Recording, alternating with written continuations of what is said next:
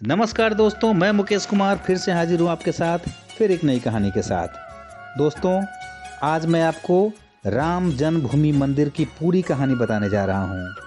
यह पौराणिक कथा, यह एक हकीकत कहानी है। पुराने ज़माने से क्या क्या अत्याचार हुए इस राम मंदिर के ऊपर और अभी तक की जो वर्तमान स्थिति है, आज मैं उन सब का ब्यौरा आपको देने जा रहा हूँ। बाबर ने 1528 ईस्वी में अपने सेनापति मीर बाकी को अयोध्या के भव्य राम मंदिर को तोड़ने का आदेश दिया। इतिहासकार कानी हम के अनुसार श्री राम मंदिर को बचाने के लिए हिंदुओं ने जान की बाजी लगा दी थी। 1,74,000 हिंदू वीरों के बलिदान के बाद ही मुगल मंदिर को हानि पहुंचा सके थे। मंदिर इतना मजबूत बना था कि तोड़ने के लिए तोप के गोलों का इस्तेमाल करना पड़ा। मंदिर को नष्ट करने के बाद जलाल शाह ने हिंदुओं के खून का गारा बनाकर लखर ईंटों से बाबरी मस्जिद का निर्माण कराया था। भीठी नरेश मेहताब सिंह को जब मंदिर पर आक्रमण की जानकारी मिली तो उसने बद्रीनाथ तीर्थ यात्रा रद्द कर दी थी और सैनिकों के साथ मीर बाकी से जा भी रहे। 17 दिनों तक चले भीषण जंग में दोनों की ओर असंख्य सैनिक मारे गए और अंत में मेहताब सिंह समेत राम भक्त वृद्ध कहरी भी वीरगति को प्राप्त हुआ।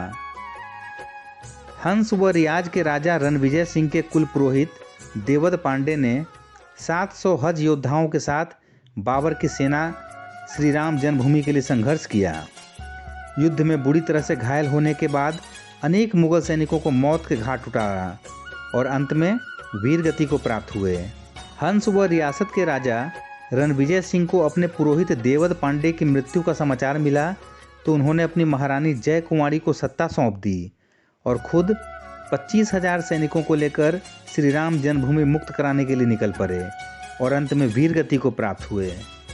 राजा रणविजय सिंह के बलिदान के बाद महारानी जय कुंवरी ने भी आनंद संप्रदाय के महंत स्वामी महेश्वर नंद के साथ मिलकर श्री राम जन्मभूमि का संघर्ष जारी रखा। स्वामी महेश्वर नंद के नेतृत्व में मठों, मंदिरों और अखाड़ों के असंख्य नागा संप्रदाय, गोरक्षी पंथी, दिगंबर, निर्मोही, निर्मले और निवानी साधुओं ने भी शस्त्र उठा लिए। इन्होंने शत्रुओं पर छापामार युद्ध की नीति अपनाई। मीर बाकी इतना डर गया कि ताशकंद भाग गया। हुमायूं के काल में भी महारानी जय कुंवरी और स्वामी महेश्वरानंद लगातार संघर्ष करते रहे। इन्हें 10वें युद्ध में सफलता मिली और श्री राम जन्मभूमि 2-3 सालों तक मुगलों से मुक्त रही। बाद में दोनों योद्धा मुगलों की विशाल सेना के साथ लड़ते हुए वीरगति को प्राप्त हुए। अकबर के समय कोयम्बतूर से आए रामानुज संप्रदाय के स्वामी बलराम आचार्य ने श्री राम जन्मभूमि को मुक्त कराने के लिए 20 युद्ध लड़े। बाद में बीरबल और टोडरमल की सलाह पर अकबर ने वहां पर छोटा मंदिर बनाने की अनुमति दे दी। शाहजहां के काल तक उस मंदिर में निर्विघ्न पूजा होती रही। 90 वर्ष निर्विघ्न पूजा होने के बाद औरंगजेब ने अपने सिपा सालार जाबाज खां को सेना समेत मंदिर नष्ट करने के लिए भेजा। अयोध्या के अहल्या घाट पर परशुराम मठ था, वहां बाबा वैष्णव दास रहते थे। उनके साथ चिमटादाड़ी साधुओं की एक विशाल शिष्य मंडली थी। इन्होंने चिमटों और त्रिशूल के साथ मंदिर की रक्षा करी और जाबाज खां को उल्टे पांव वापस भागना पड़ा। औरंगजेब ने दूसरी बार सैयद हसन अली को विशाल सेना के साथ मंदिर नष्ट करने के लिए भेजा। बाबा वैष्णव दास ने समय रहते गुरु गोविंद जी से संपर्क साधा। वह सेना समेत मंदिर की रक्षा के लिए अयोध्या पहुंच गए। उन्होंने साधु सेना के साथ मिलकर मुगल सेना को धूल चटा दी।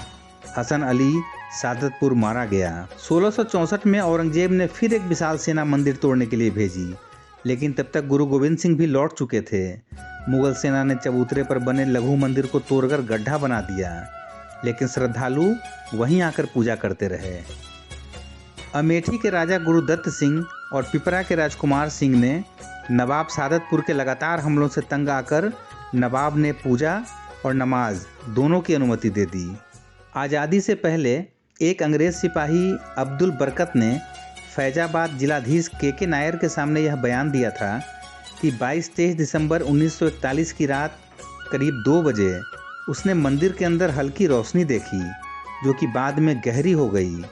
इसके बाद घुंघराले बालों वाले 4-5 साल के एक सुंदर बालक को देखकर हैरान हो गया। थोड़ी देर बाद देखता है कि मुख्य द्वार का ताला टूटा हुआ है और मस्जिद में हिंदुओं की भीड़ में एक सिंहासन पर मूर्ति रखकर पूजा कर रही है। राम मंदिर आंदोलन के दौरान मुलायम सिंह यादव ने कहा था कि विवादित ढांचे पर परिंदा भी पर नहीं मार सकता। 3000 से ज़्यादा सुरक्षाकर्मी अयोध्या में तैनात किए गए थे, लेकिन कोलकाता के कोठारी बंधुओं ने मुलायम सिंह के दावे की सारी हवा निकाल दी। 23 साल के राम कुमार कोठारी और 20 साल के शरद कोठारी राम मंदिर के प्रति इतने समर्पित थे कि 200 किलोमीटर का रास्ता उन्होंने पैदल ही तय किया था, क्योंकि अयोध्या पहुंचने वाले सभी साधन रोक दिए गए थे। 30 अक्टूबर 1990 को विवादित ढांचे पर सबसे पहले चढ़ने वाला युवक शरद कोठारी था। फिर बड़ा भाई राजकुमार कोठारी भी ढांचे पर चढ़ गया और भगवा ध्वज लहरा दिया। 30 अक्टूबर 1990 को विवादित ढांचे से सीआरपीएफ के जवानों ने दोनों भाइयों को पीट कर खदेड़ दिया, लेकिन इसी बीच पुलिसकर्मियों ने कार सेवकों पर फायरिंग शुरू कर दी। फायरिंग से बचने के लिए दोनों भाई लाल कोठी वाली गली में छिप गए। दोनों भाइयों को पुलिसकर्मियों ने बाहर निकालकर बेरहमी से गोली मारकर हत्या कर दी। सरकारी आंकड़ों में शहीदों की संख्या केवल 5 बताई गई है, लेकिन मृतकों की संख्या इससे कहीं अधिक थी। श्री राम मंदिर के पक्ष में सुप्रीम कोर्ट का फैसला आने के बाद अयोध्या और आसपास के 105 गांवों के सूर्यवंशीय क्षत्रिय परिवारों ने 500 साल बाद अपने सिर पर पगड़ी और पैरों में चमड़े के जूते पहनकर अपने प्रण को पूरा किया। दरअसल इनके पूर्वजों ने 16वीं सदी में मंदिर बचाने के लिए मुगलों से युद्ध की थी, लेकिन वे युद्ध हार गए थे।